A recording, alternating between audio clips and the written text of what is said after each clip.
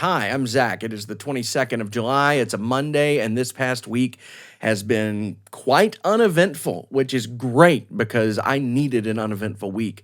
Starting to get my sleep schedule back in order, my work schedule back in order. Things are starting to calm down at the radio station a little bit now that we've got the new studio in place and everything is just trucking along. It was a very, very good, quiet week. I've been watching a lot of Arrested Development lately.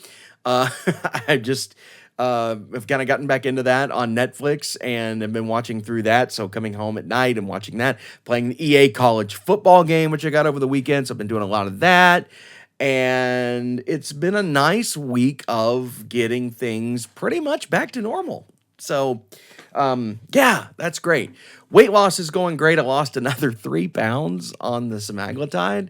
Guys, this stuff works. We'll see how far I can go. Hopefully, it'll just keep on melting away.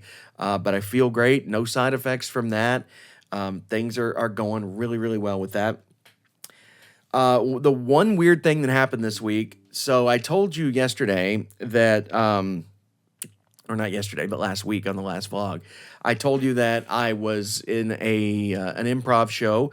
And a few weeks ago, I told you I kind of thought I was punching above my weight a little bit. And that kind of all came to fruition yesterday, which is totally fine. So I've been a part of this show, and I was cast without an audition by the guy who's producing it 3 or 4 months ago. And the idea is it's going to be set or going to be taking place this fall with a narrative type show where we're going through like the hero's journey, if you know that kind of storybook stuff, storytelling things, the hero's journey. And it's going to be set in like a Harry Potter whimsical type magical universe.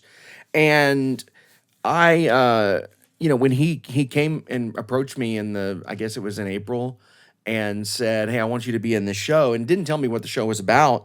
And I was like, "Oh my gosh, that's amazing! Yes, this guy wants me to be in his show, and he's a pretty successful producer of improv shows in Nashville." And I was like, "All right, this is great. This is great news." So once we kind of got rolling on the show, so it's set in a Harry Potter whimsical type universe, right? I am not a fan of Harry Potter. I don't have anything against it. I've just never been a fan of it. I think I read the first book, Sorcerer's Stone, in college and watched the first movie and just kind of checked out. Again, nothing against it, just not my thing. So I started binge watching the Harry Potter movies back a couple months ago to try to get up to speed so I would kind of know what's going on. And I enjoyed them. I think I watched the first four. I haven't made it past the fourth one, but I enjoyed it. And it was fun for a little while. And so then I went into this improv show and I'm like, okay, let's do this. I got a little bit of knowledge now of what's expected, kind of what this world's going to be. But my improv skills just ultimately didn't mesh with what he wanted from the show. And I tend to play more grounded characters.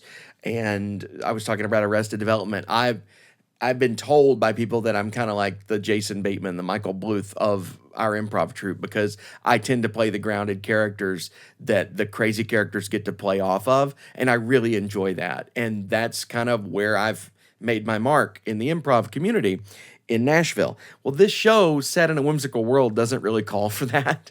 And so the skill of being kind of the straight man, if you will, there's no need for it because everybody has got to be a crazy character, and that's just not my forte. So we came to a very amicable mutual agreement yesterday for me to leave the show. And I'm not upset about it. I'm a little disappointed because I wanted this to work. I thought this would be really cool. The other people in the cast are amazing, and I really don't think I have the skills to match up with them, which is fine. But they're going to go on and they're going to do this show without me, and it's going to be amazing. And I think they're set for dates in October, November, and December. I don't know how much more I can tell you about it besides what I already have, because I don't know how much he wants me to say. But there's no ill will, no hard feelings at all. Please go see it. There's a chance I might even get to help with tech or help backstage during the show, because I expressed a desire to do that because I feel invested in it. It's just not meshing with my style. So if I'm not a part of that backstage crew for that show, then I'll buy a ticket and watch it. So, and I hope you do too, because it's going to be really great and probably better without me in it anyway. So, yeah. So that was a little weird yesterday because it ended. It didn't end the way I wanted it to, but I've seen it coming for the last few weeks. Because look, it's been stressful thinking about that because I'm like, I could kind of sense that the producer wasn't really thrilled with my performance in rehearsals. And he didn't come out and say it, but I could read between the lines. And I wasn't thrilled with my performance in rehearsals. I wasn't enjoying it. I wasn't having fun. It was a stress point. And this is a hobby. This is freaking improv comedy. I'm not getting paid to do this. This is a hobby and it should in no way be stressful. It should only be fun and enjoyable.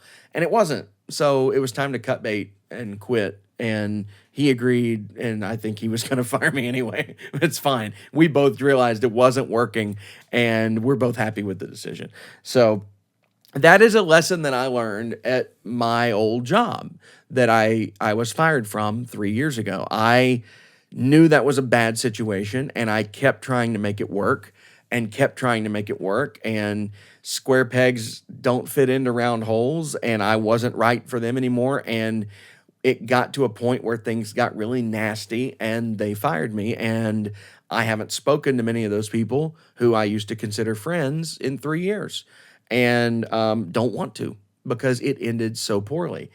I did not want that to happen again here. And we all left as friends and handshakes and hugs. And hey, you go do your creative thing, I'll go do my creative thing, and we'll make magic on our own. And pardon the pun, it's Harry Potter.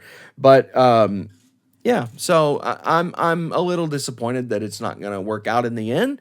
But at the same time, it's a relief because it has really been a stress point because I felt like I wasn't fitting in, and it was time to move on. So that's been really all that has consumed my week, and that was just yesterday.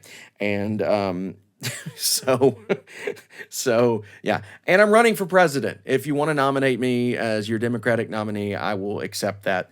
I think Vice President Harris has it pretty much wrapped up at this point. But if you want to nominate me, I am a legal American citizen of age, and I will be happy to serve as your president.